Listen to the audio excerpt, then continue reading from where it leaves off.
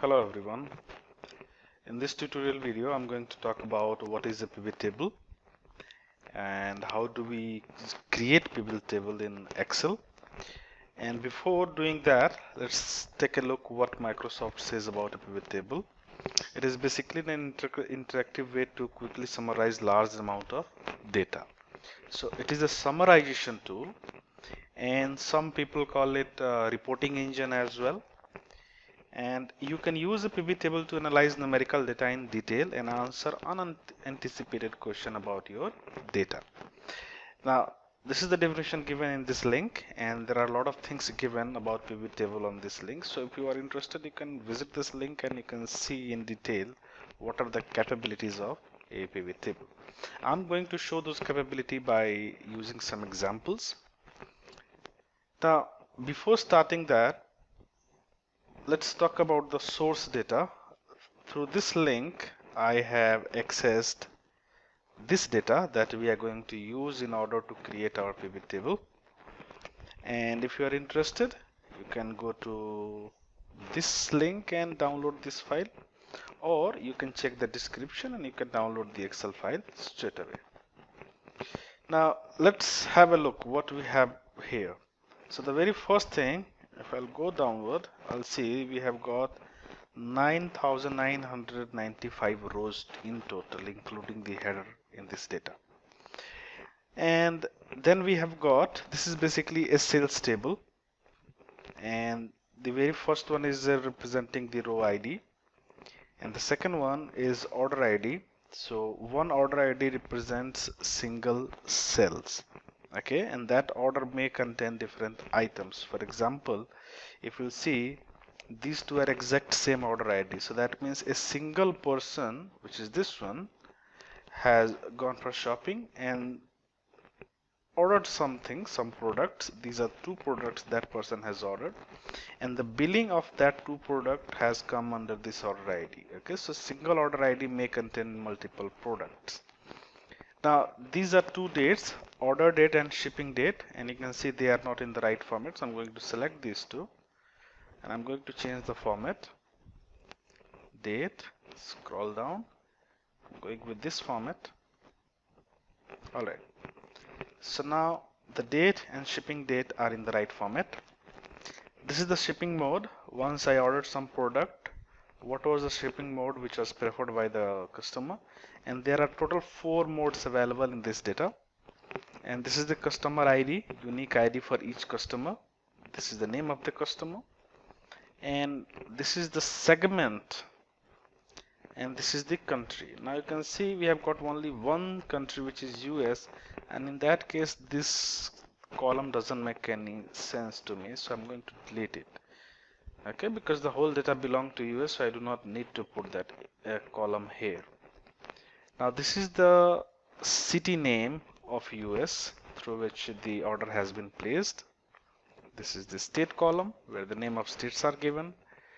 Postal code, and here we have got some interesting information. You can see this. You can see that we have got 0, and this is what we call leading 0. But if I try to type that somewhere 01453, let's have a look what will happen. 01453. When I press enter, 0 will go away. Okay, because Excel is going to consider that as number, and if it is a number, leading 0 doesn't make any sense. So if this is the case, what you can do is, since this is a postal code, so select this, and postal code may have 0, otherwise that will be a wrong postal code, because postal code has a fixed length. In that case we have got 5. Okay, so if there is a 0, then only 4 character will be shown, and that will be calculated as a wrong one. So what I'm going to do, I'm going to select this, more number formats, special, and make sure the type is zip. If this is the case, then you will be allowed to place leading 0. Then we have got multiple reasons. There are 4 reasons in particular here, reasons. Then we have got product ID for the product that has been ordered, and then the category of that product. There are total 3 category of products available in this entire sheet. Subcategory, there are multiple subcategories. Name of the product was what was ordered, and then what was the sales value, what was the quantity, what was the discount percentage, and what was the overall profit on that particular item. Okay, now I do not require this sheet, so I'm going to delete this. Now this is what I meant by report. If I'll ask you that which region has got more profit, okay, by looking at this data, if I wish to find which region has earned more profit, then it's very difficult to say, because I have got the reason, but it's very difficult because we have got a lot of rows, so it requires a lot of processing before we come to that answer. So if I wish to convert that entire data in this format, region wise sum of the profit. Now this is one example of a very basic pivot table. Okay, and you'll see I have done nothing special to get here. Okay, it's very simple. Now let us say I'm interested in that. Let us say that we have got these four regions, but tell me, we have also got here a segment. Okay, consumer, corporate, and home office. So if I'm interested to find out that from this central profit, how much of it belongs to customer, how much consumer, how much of it belongs to corporate, and how much of it belongs to home office, then I can come up with this answer. And you can see that in the central region, the profit given by the consumer is this much, by corporate is this much, and by home office is this much. And again, grand total is same as this one. So I can further bifurcate this sales profit. So these are the two basic example of how we create a, or what is basically a pivot table. Now how we create, we are going to see that very shortly. So I'm going to quickly delete these two. And I do not require these two sheets for now, so I'm simply going to hide it so that I can keep my attention to this sheet only. Now the very first thing you have to do is select, click anywhere in this, within this data, and press Ctrl A to select the entire data. Then go to insert, and then we have an option called pivot table. Now this is the very first thing, select a table or range. So if you remember, I selected the entire data beforehand, and that is the reason the address of this range is already given here. Okay, and it is asking where you want to create that particular pivot table. So I'm saying that make it on a new sheet. I do not want at some particular location, so I'm asking it to place it on a new worksheet. And at some time this is going to be very handy if you have got very large data. Adding this data to the model will be a little bit quicker, and it has got other advantages too, but since it is a basic lecture, I'm not going to dive into this too much, and I'll simply select. Okay, it has got certain advantage. I'll show you what is the advantage of adding this one to the data model later on. Click OK. Now you can see this is the sales data we have, and we have got now a sheet, and this is the canvas area of the pivot table. And this is the pivot table 3. The name of this table is 3 because if you remember, I had already created two pivot table 1 and 2, which I deleted few seconds back. Now at the same time, when this will happen, you will got a pivot table fields here, and if you look at these, all these are name of this very first row of each column, and this is what we call field. So row ID is a field for us, order ID is a field for us, order date is field for us, and so on. So if I'll come here, click inside this, and there will be time, if you'll see, if I'll click here, there is no pivot table fields available, and there will be some time when even if you click inside, this will not be available. So in that case, you can go to pivot table design and make sure this is field list is checked. If it is not checked, doesn't matter whether you are going to click here or here, it won't appear. So just to show that, I'll click inside this canvas and select this field list.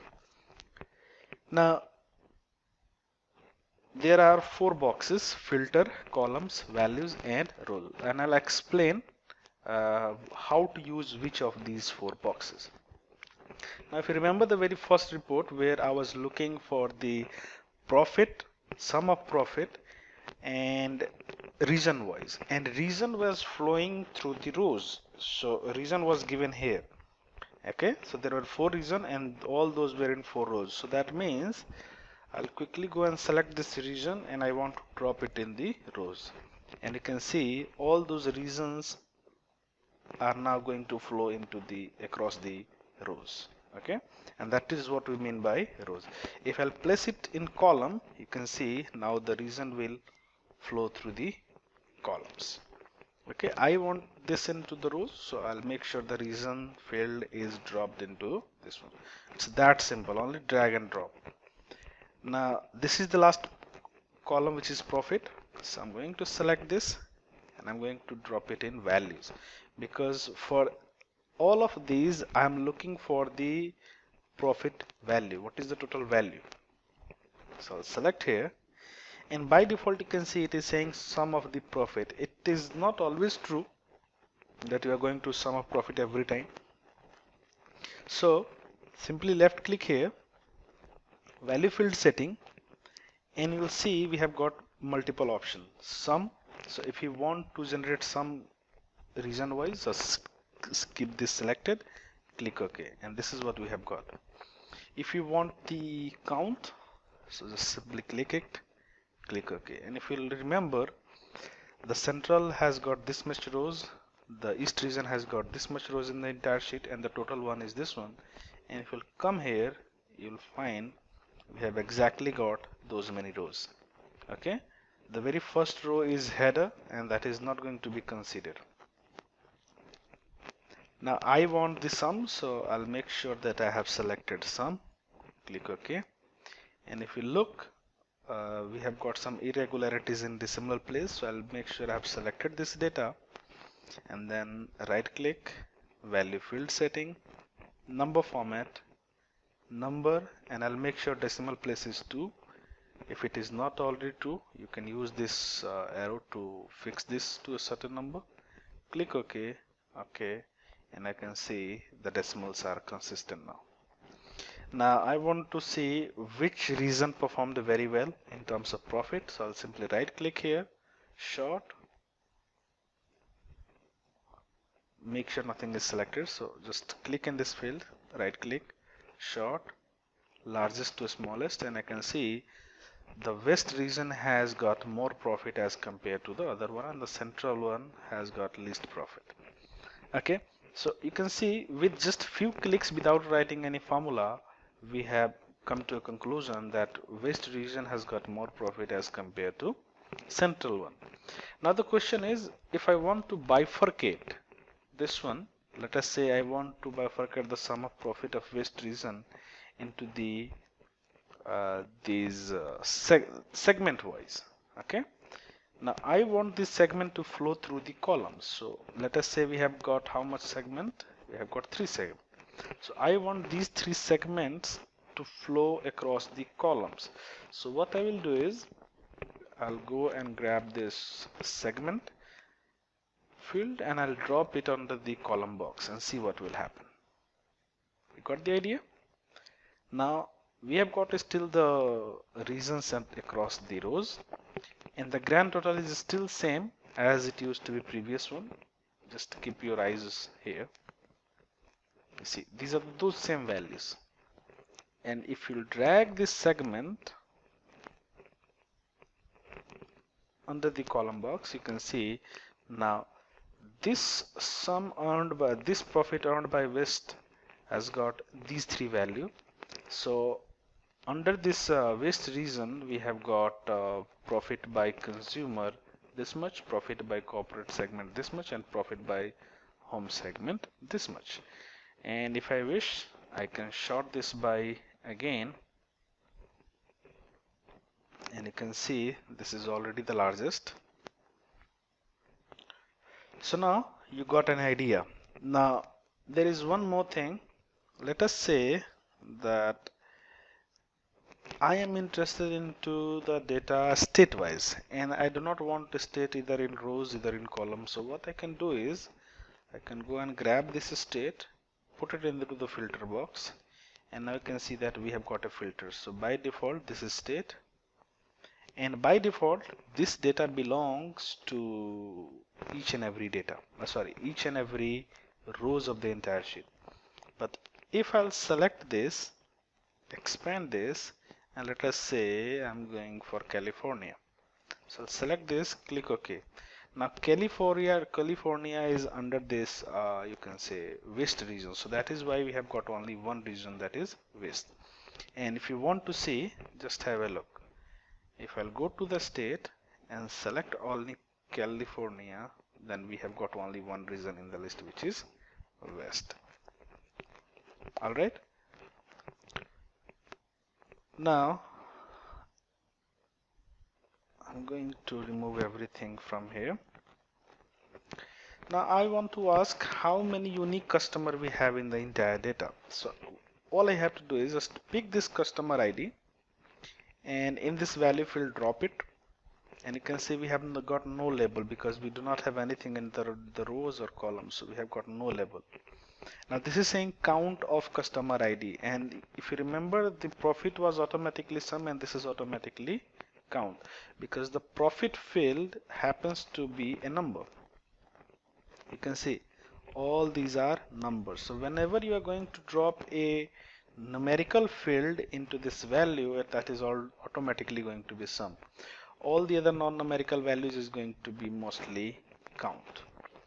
So I can see that we have got total 9,994 customer, but this is not true. The reason is, if you come into this customer ID, you see all these you can say 7 entries belong to this customer name. So that means these are the total number of rows that we are seeing here. It is not the total number of unique customer, and that is where this value field setting, and go to the bottom, and you can see we have got this distinct count. So click OK. So we have got in a way 793 unique customers. Okay, and if you remember, when I was drawing this pivot table, I make sure that there was an option below to add the data to the data model, and if you don't have done that, then you won't see that option here. Okay, so make sure whenever you are making, try to add your data to the data model. You will get this additional option for distinct count. Now if I want to know state-wise unique customers, all I have to do is select a state and drop it into these rows, and now you can see we have got customer state-wise. And if I'll sort this from largest to smallest, I can see California has maximum unique customer. And similarly, what else I can do? Okay, so we have got product ID here, so I'm going to use this product ID, and instead of count I'm going to use distinct count. Now short this, and the maximum number of unique products were ordered from the California itself. So from the California, 1204 unique products were ordered by 577 distinct customers. So that is how helpful this is, and if you have noticed, it is very simple. Secondly, what else I can do? I'll show you multiple steps. Now each state has multiple cities. For example, if you see right now California is selected, and all those cities which are visible here, that belongs to California itself. Now what if I wish to see the details, city details state details city wise? So all I have to do is just grab this city and drop it under the state. So under the rows, the very first thing which is coming is state, and the second thing which is coming is city. And now I'm going to sort this from A to Z. So this is the first state, and this state has got this much city, and these are the data of each city. So that means under this state, for this particular city, we have got 3 unique customer and 6 distinct product ordered from this particular city. So you can see there are 2 labels. First one is state and the second one is city. So a state has multiple city. A city cannot have multiple states. So that is why this does make sense. City under the state. If you'll drag this and drop this upward or above the state, you can see now that doesn't make any sense. Okay. Now let me go back. Okay. What else we can do? Let me start fresh. Okay, now how many orders have been placed? So simply drag this order and go and select distinct count. So there are total 5009 distinct order that were placed. And if you just want to verify this, do one thing. Click this order ID and make sure there is no filter applied. Click this order ID, go to a new sheet, place it there, and just go to formulas, sorry, data, remove duplicates, click OK, OK, and if you select this, you will find they are exactly 5009. So the total unique order ID was 5009, which is what we are looking at here. Okay, so it's not like it is wrong. So if you wish to verify, this is one way to verify your data. Now, let us say, first of all, let me tell you what I'm going to do. I'm going to discuss this feature called insert slicer. And how does it work? I'll show you very quickly. So first of all, I'm going to pick this city and I'm going to place it under the rows. And you can see all these cities are flowing through the rows. Now I'm going to select the profit. Sum of profit is there. And I'm going to select this value field setting, number format, make sure it is 2, click OK, OK. Now these are all the cities which are available in the entire sheet.